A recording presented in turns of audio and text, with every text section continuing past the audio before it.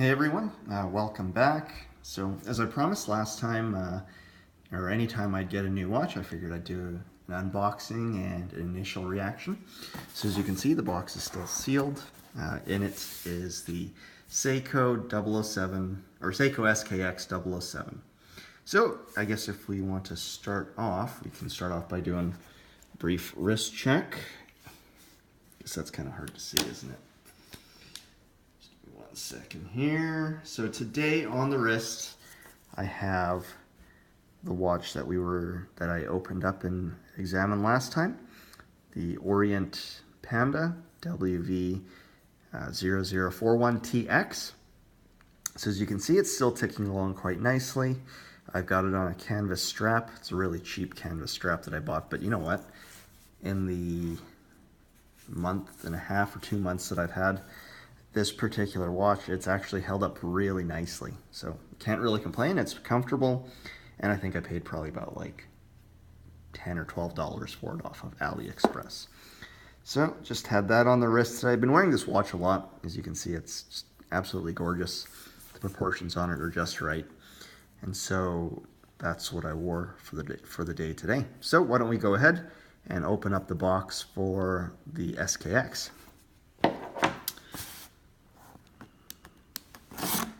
So it's kind of a funny story. For the longest time, I never saw the appeal of the SKX. I always wondered, what is the point of people buying this watch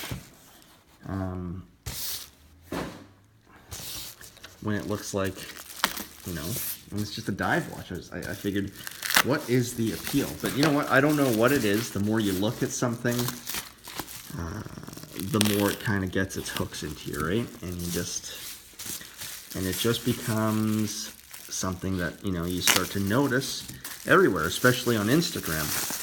It's such a commonly owned watch that I think you can see it in a lot of collectors' collections, regardless of, whatever it is they own, whether they only collect affordables or whether they collect, Rolexes or some of the upper end watches. It seems to be a watch that you see in a lot of collections, no matter your price range. So I figured there had to be something about it, and I went to go have a look at it in person. The local watch store near me, and keep in mind this is Canada, but even still, they had a 009 with the Pepsi bezel on a rubber bracelet, and they wanted $595 for it. So I thought that was a little crazy. No way I was going to pay that much, especially when you can get it on the secondhand for, about 180, 190 US dollars.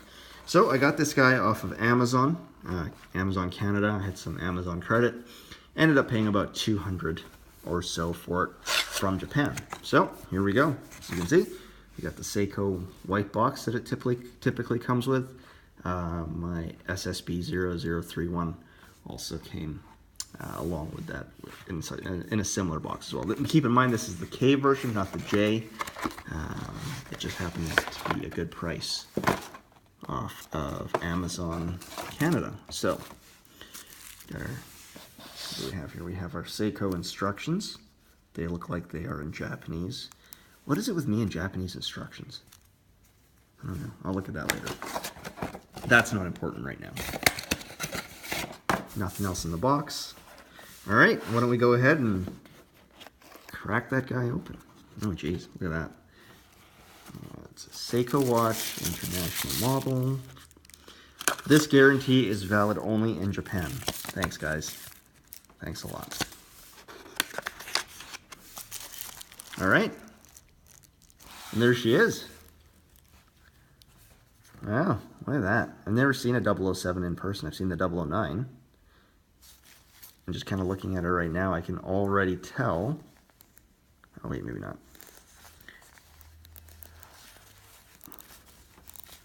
Let's see how everything lines up, because I know that these are pretty notorious for the bezel sometimes not lining up to some of the marks on the inner. Yeah. That doesn't look too bad, does it?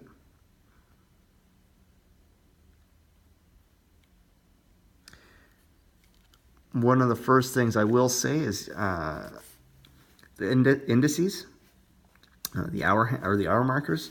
I guess they're kind of flat, aren't they? It would be nice if they were raised or embossed or something, but I guess that's part of the appeal of this particular watch. I guess if you really wanted something like that, you could go with the SKX007K1 or something, but from what I understand, I think those are smaller, right? I mean, I remember doing a Google search, what's the difference between 007, 173, you know, you go through the rounds and you look for that, but that's it, eh? It comes on that rubber strap.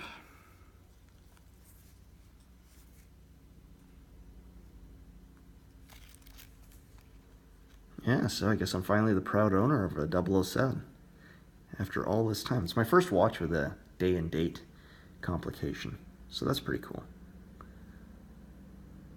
I'm really curious about the lume on this thing. The rubber. Why did I opt for the rubber strap? Well, I read a lot that that the stock Jubilee bracelet it comes with is kind of painful, and you know, having dealt with a painful bracelet on that guy, I didn't really want to go through that again. So a little bit of chronograph action.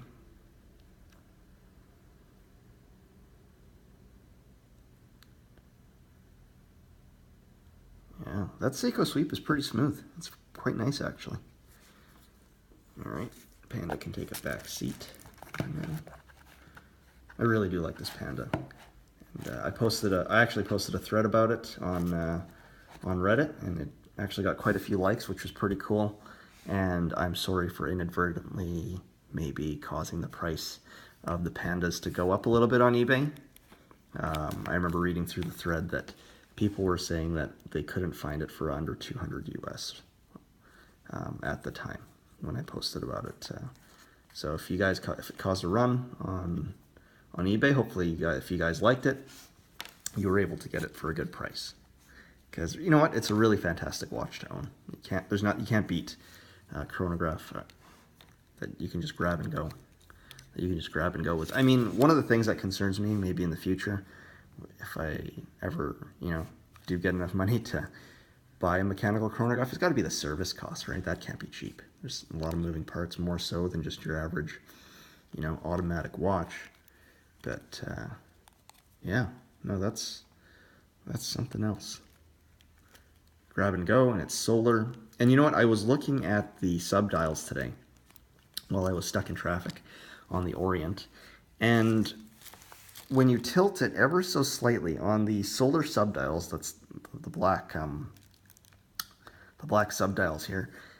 When you look at it at just the right angle, you can kind of tell that they really are solar panels. It's kind of transparent, or they kind of see the numbers in the indexes all seem to float above the black part of the solar panel. So that was pretty cool. I never noticed that before.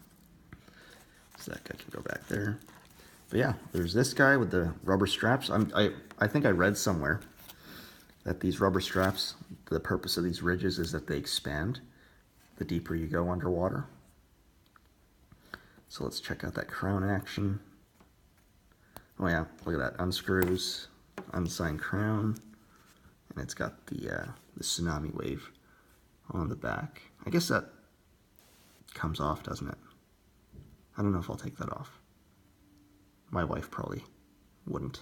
I think she still got the plastic on her watch for some reason. So how does that screw in? Oh yeah, that screws in real nice.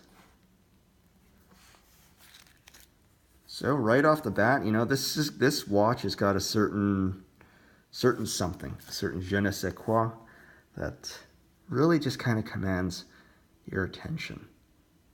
Yeah, there's just something about it.